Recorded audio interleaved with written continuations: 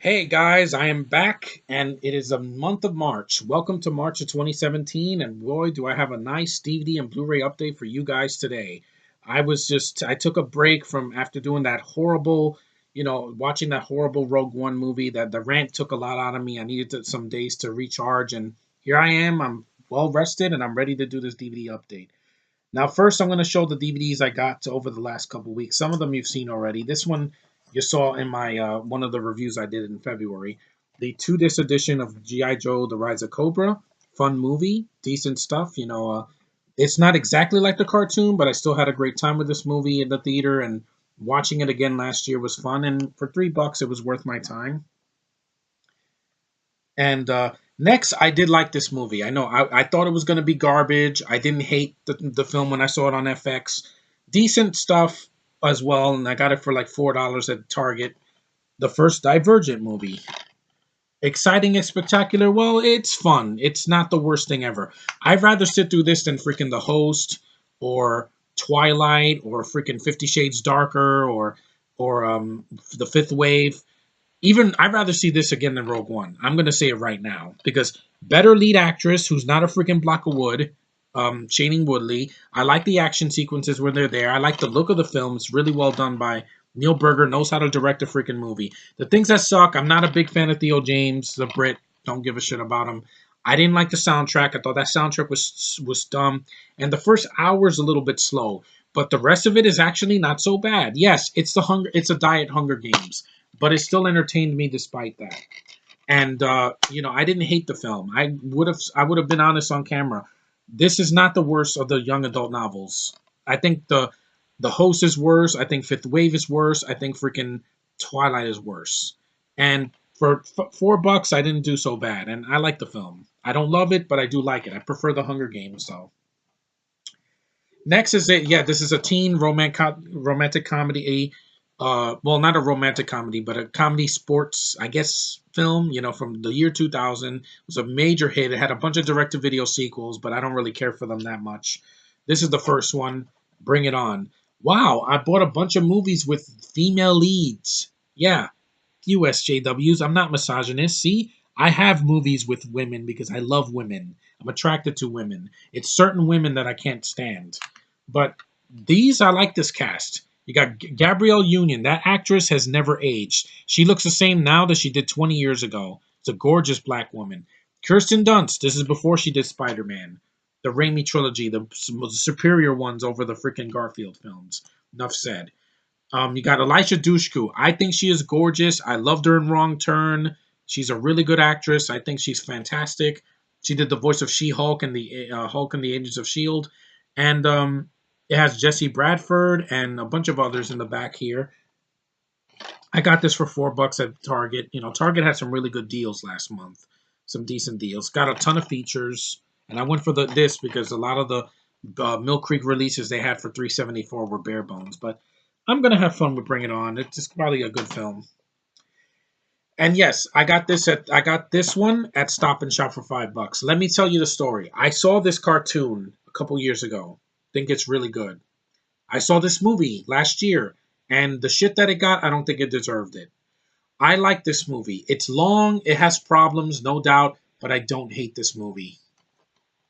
Gem and the Holograms. Yeah, say whatever you want. Haters are gonna hate. Oh, this is one of the worst movies ever made. No, it's not. I actually like the singing in the movie. I think the girls are beautiful. Minus Haley Kiyoko because she came out of the closet. She's attracted to girls. But on a side note, despite that, I liked Aubrey. What was it? Not Aubrey Plaza.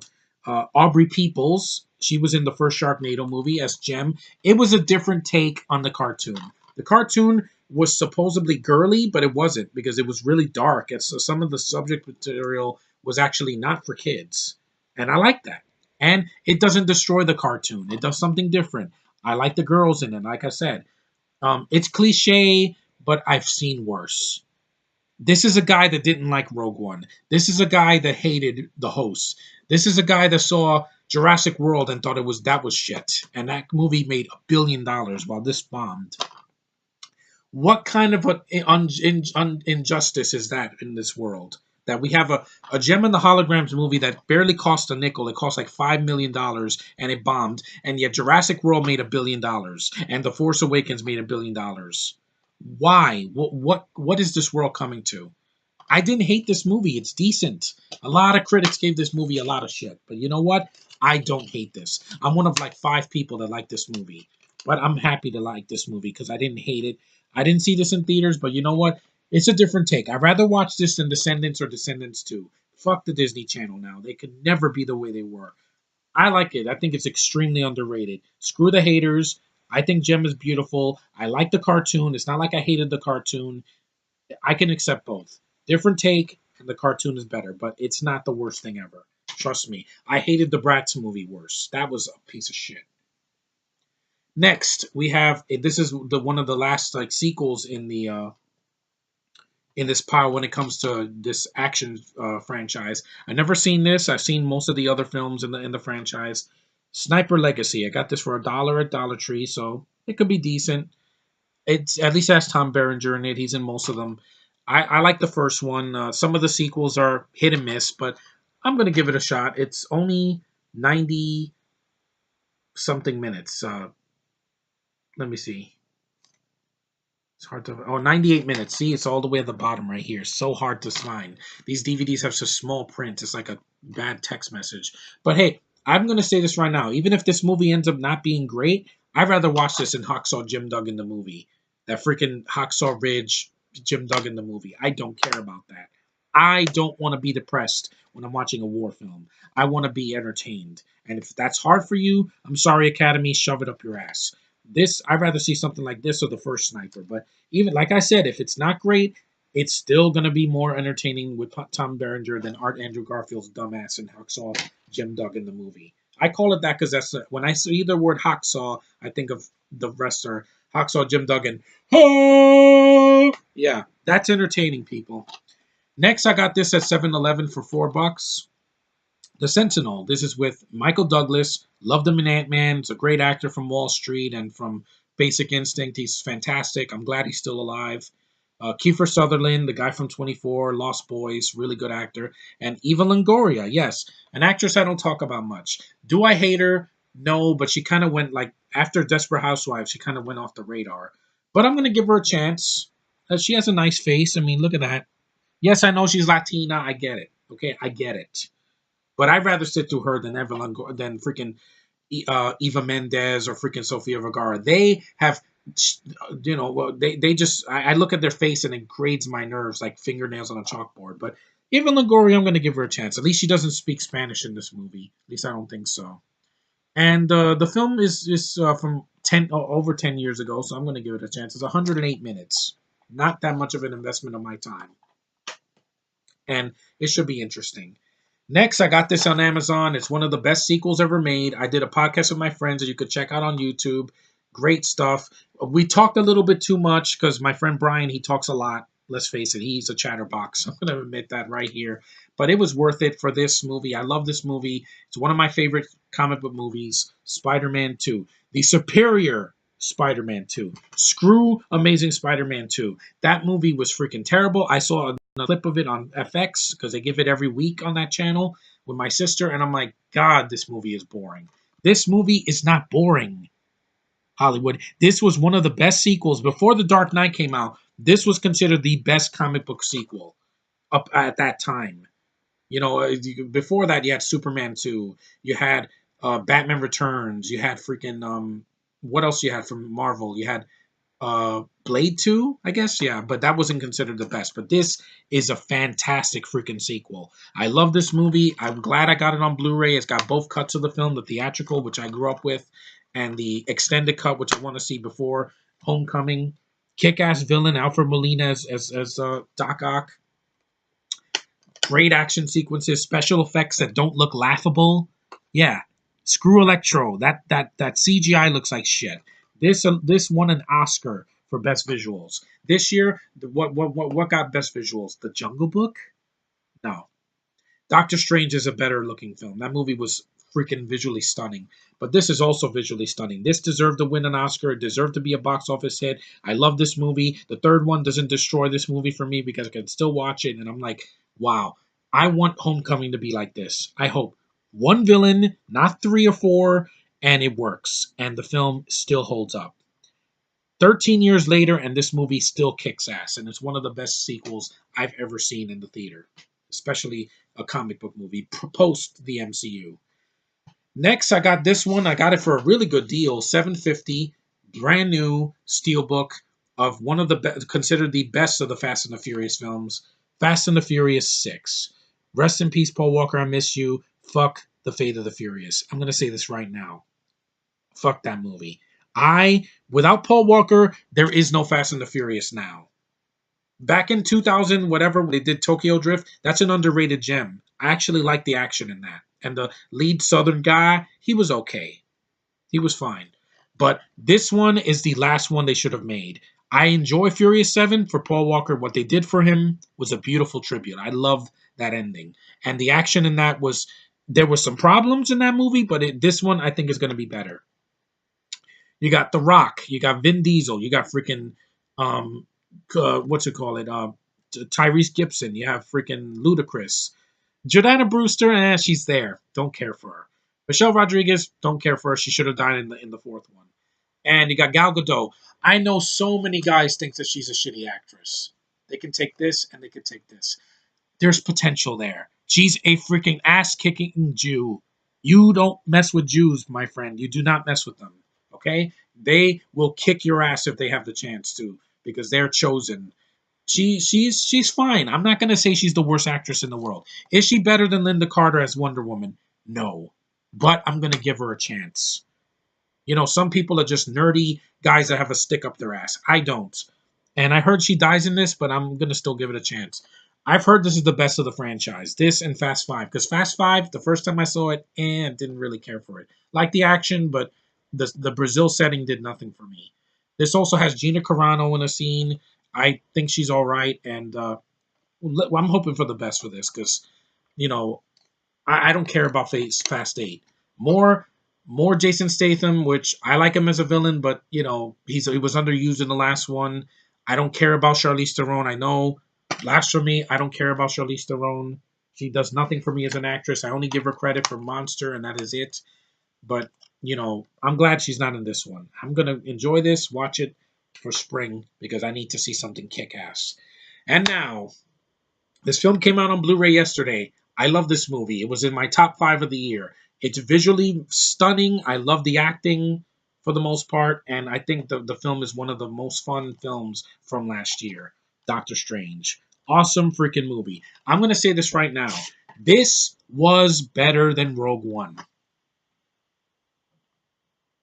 There, dead silence. Yes, I was never bored with this movie. This movie went at a faster pace. I loved the look of the film. It wasn't an ugly looking film. It wasn't soulless. It wasn't freaking dull. It was action packed, really good visuals. Like, this deserved the Oscar, not Jungle Book. Benedict Cumberbatch was robbed of an Oscar nomination. He should have gotten a nomination for this because I felt sorry for him the entire time that he was on screen as Stephen Strange. And then when he gets that cape, kick ass. I love this movie. This is one of the best MCU films of this decade, post Avengers and Avengers 2. It's not better than those because I think those are, you know, more, they were a better experience in the theater, but this was something else, man. This movie defied gravity. This film was a freaking a feast for the eyes. Like every visual was like you could tell they put a lot of work into this. Scott Derrickson, you did a great freaking job. Screw Suicide Squad. David Ayer, you failed while this movie soared high. And also screw the Suicide Squad sequel. You're not going to be better than this. This is visuals that don't make me laugh my ass off. It's visuals that are well done. It's like Inception if it was a superhero movie. And it's intellectual and it's smart. It's not a stupid movie. Yeah, the villain was actually decent, unlike Zemo in Civil War. I don't knock that movie. I love that movie.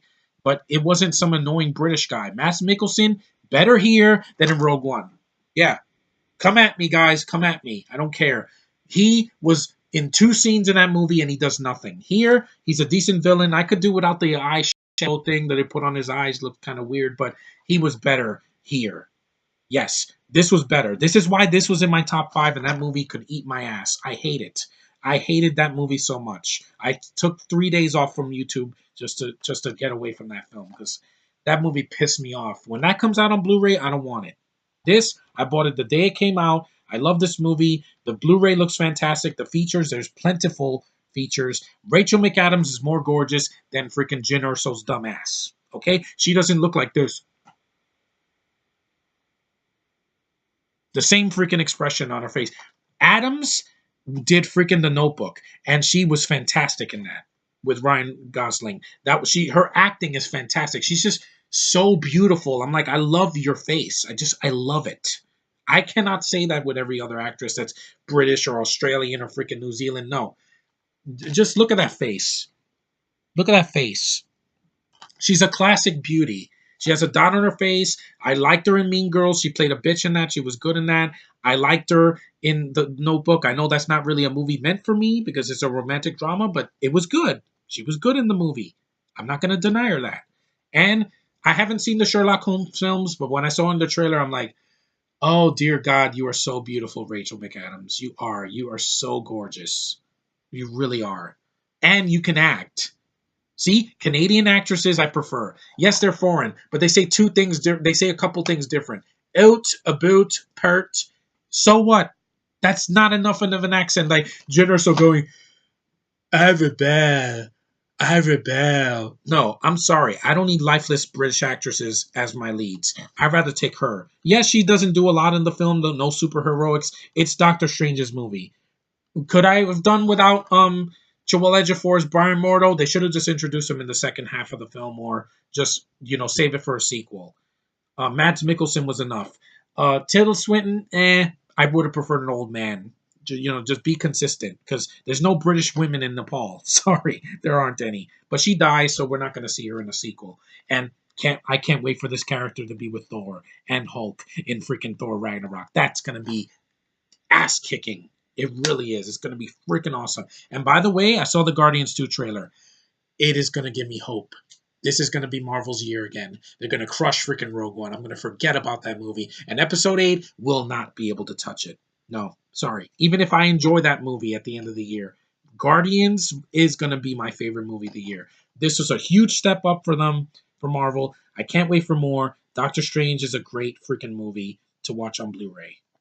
And I'm happy with just the Blu-ray because the Steelbook was too expensive. But that was my haul. I'm glad I was passionate this time because I had a lot of stress in the winter. Just a lot of boring days that just went on for way too long and not enough to watch. But now that it's March, I have a 30 days more to watch a bunch of movies and shows. And there it is. So tell me what you think about these movies if you've seen them, and the ones you haven't heard of, like Sniper Legacy. Hey, watch it once. I don't think it's going to be that bad. And, I'm glad that I got this haul. I deserve this. I shoveled snow last month. I think I deserved to reward myself for hard work. And it always pays off. But anyway, thanks for watching, guys. I love doing these videos for you guys. I'm glad I'm back. It's been really rough, but I made it. I made it to March. We're only a few weeks away from spring. The weather's going to get better. And then in May, we have Guardians 2. Yes, I can't wait for that, man. When that movie comes out and I go to the theater, I'm gonna just lose it. I'm gonna be like, oh my God, I love these visuals, I love these characters, I love this story. And Kurt freaking Russell, a guy you're never gonna see in a Star Wars movie. Kurt freaking Russell is in Guardians 2. And his at the end, it was perfectly set up. I can't wait. Man, it feels good to be a Marvel fan, man. It really does. Marvel all the way. Nobody does it better. See you guys next time.